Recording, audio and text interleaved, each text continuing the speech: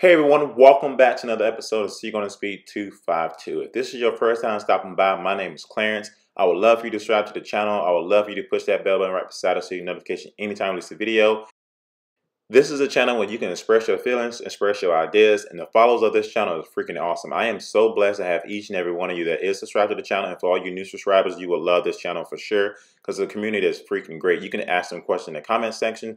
You can send me comments as well. You can actually email me if you would like to, and we're just a phenomenal family altogether. So I'm thankful and blessed to have each and every one of you, and I look forward to making more content in the future for all of you. Update, I will be at VIR this Friday between 8:30 and 4 o'clock p.m. putting the Corvette on the track. You're more than welcome to bring your car there as well. I look forward to seeing each and every one of you. The weather is supposed to be perfect out there for that day, so I'm super excited about that because it will be my last pretty much track event of this season. So definitely bring your car there. Let's have a good time. It's a good cause. It's a good charity, and so I look forward to seeing you meeting out there. Without further ado, let's hop into this video of the 5 cars that Chevrolet will no longer make.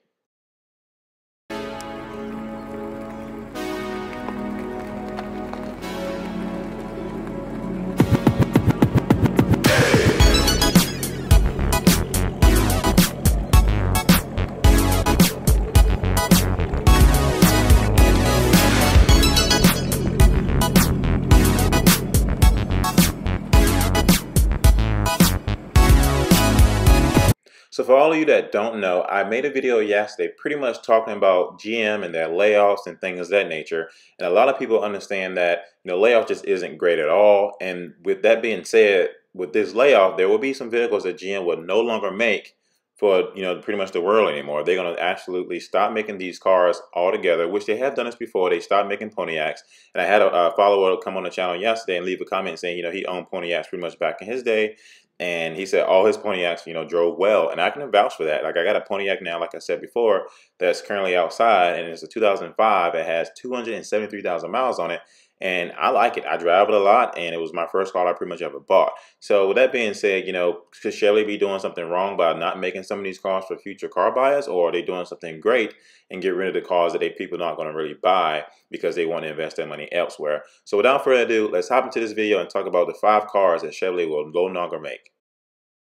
So I didn't know this till today. Obviously, the layoffs and stuff was announced on this past Monday, but I didn't know how much money that GM was planning to save. I didn't know how many people they were planning to lay off. According to the article yesterday, it said 14,000, but that can obviously change. It can be higher, it can be lower. But based on what it's saying right now, it says in this move, the company will save $6 billion by the end of 2020.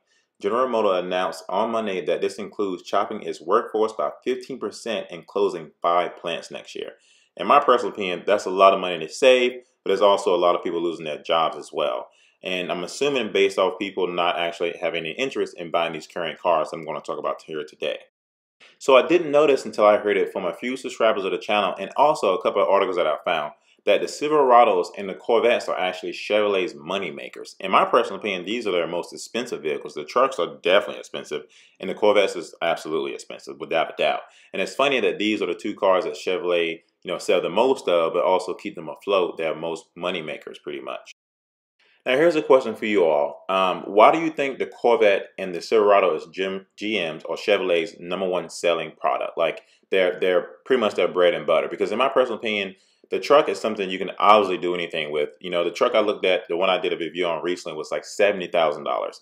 And obviously you can get trucks that's less than that, and you can carry your family around. You can pull and haul stuff with it. You can carry your groceries. You can go on a family trip and with the trucks that are built today. And then on top of that, with the Corvette, it surprised me because a Corvette isn't a typical practical car for most families. A Corvette is a luxury car. It's a car that you buy because you have the extra funds to. And so it kind of confuses me on why these 2 vehicles are their #1 sellers. So I want to ask you all that question and tell me what you all think. Why do you think these are Chevrolet's #1 bread and butter, pretty much? So I mentioned this in yesterday's video, and I'm going to mention again in this video for all the new viewers and some of my previous viewers. The country's largest automaker also announced it would discontinue the production of some of its models, shifting away from slower selling sedans in favor of crossovers, pickup trucks, and SUVs. The shift also would allow the company to focus on more electric vehicles. Now, I heard Chevrolet is definitely getting into the electric vehicles, and I think that's the thing for everyone, because like I said before in a previous video, The Prius, in my personal opinion, is a good car for people who want to be kind of eco-friendly, and you don't really hear too many bad things about Toyota Prius, and you never hear anything about Toyota saying, we're going to stop building these cars, etc., etc. So right now, we all know that Tesla is the top, leading as far as all electric cars. But at the end of the day, a lot of people are going to that direction. Here's another tip of why these cars will be discontinued. Many of these models that the company plans to discontinue were among so many 200,000 recalls a few months ago due to brake pedal issues and other brake issues along these models as well. If you have not subscribed to the channel yet, please do. We'd love to have you part of this community and take you along this journey with us. So for the first vehicle that Chevrolet is planning to discontinue, which I'm kind of curious about because this is an electrical vehicle. It's not an auto electric vehicle, but it is an electric vehicle, which is the Chevrolet Volt. Hitting the U.S. market in 2010, the Chevrolet Volt was a plug-in hybrid that was one of the most mainstream cars of its type. The vehicle operates first on battery power and it charges when it gets low. Then that's when the gas engine kicks in.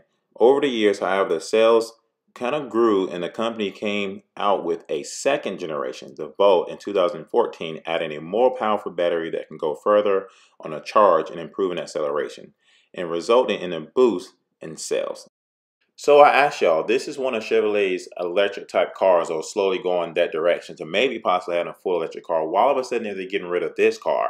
I know that they said sales had done well, so why all of a sudden this is one of the cars you want to get rid of if you're planning to go to an all electric car at some point, right? You will probably want to build off this platform to encourage, car buyers to keep buying electric cars from you. But if you get rid of your only electric car, that's not going to really encourage people to buy more electric cars from you. That's just my opinion. I could be completely wrong, but why would you want to get rid of partially your electric / gas car? And in my personal opinion, I can't say that this car actually competes with the Prius, but the Prius is also partially gas and partially battery powered. But at the same time, I don't know which car get better mileage than the other. I don't know which one lasts better over time. And right now, Toyota kind of does well with the Prius. So once again, here's a car that Chevrolet is planning to get rid of. Now here's the second car. The second car is definitely, in my opinion, has been a popular car so far for Chevrolet because I have known some friends of mine who bought this car, which is a Chevrolet Cruze. Chevrolet Cruze is a compact sedan that has been in production since 2008. In its few first years, this car rivaled other mainstream cars, which included the Honda Civic. By 2015, it was Chevrolet's best-selling car. Wow, their best-selling car, selling 3.5 million in its first 7 years been in existence. In that same year, the company announced a newer generation of the car, sending a press release out about the vehicle made entirely of emojis.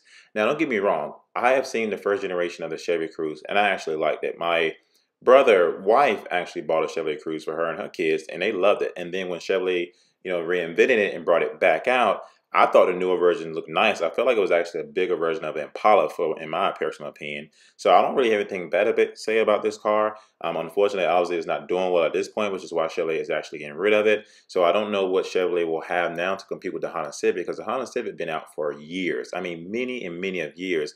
And I see Honda Civics on the road till this day that's like, built in 1990, and it's still going and going and going. So I don't know what Chevrolet will have now that will be able to compare to a Honda Civic. Now, the third vehicle on the list may surprise a lot of you. I know some of you probably either own this car now or have owned it back in the day, and I'm going to tell you right now, you're going to be shocked. This is a Chevrolet Impala. Impala has really, in my personal opinion, grown on me a lot, because when I was growing up, all I saw was Impalas. They was owned by police officers, whatever the county, had these as police cars. You saw a lot of people back in the day that just own these cars, and all you talk about is Chevrolet Impala. I want a Chevrolet Impala. I want a Chevrolet Impala. And so I heard a lot of good things about these cars. And it's sad to see that this could be one of the cars that Chevrolet actually gets rid of, and I guess it's due to poor sales. Does this mean that the Impalas back in the day was more appealing than a newer version of the Chevrolet Impala?